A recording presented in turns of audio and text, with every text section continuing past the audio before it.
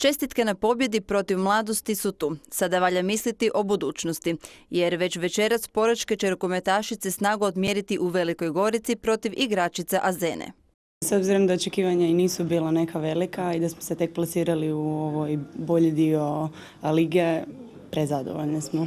S obzirom da je ekipa najmlađa u prvoj ligi, da je tek izborila taj neki dio elitni za prvenstvo Hrvatske da se bori i svake godine smo bili u rangu više, ovo je za nas respektabilan rezultat, tako da i ovo sve što do sad smo napravili je previše, ali nikad nije previše kad ekipa radi, kad želi.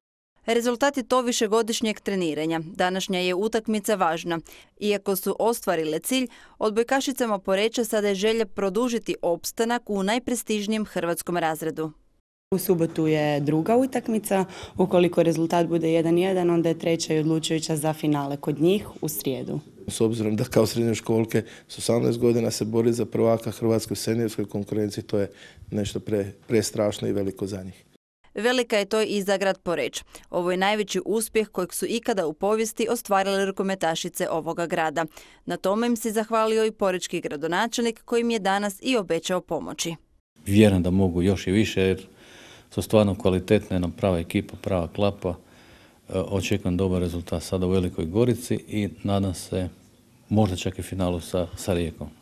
Odbojkašice su mu na kraju prijema poklonile trenerku s oznakom odbojkaškog kluba Poreč.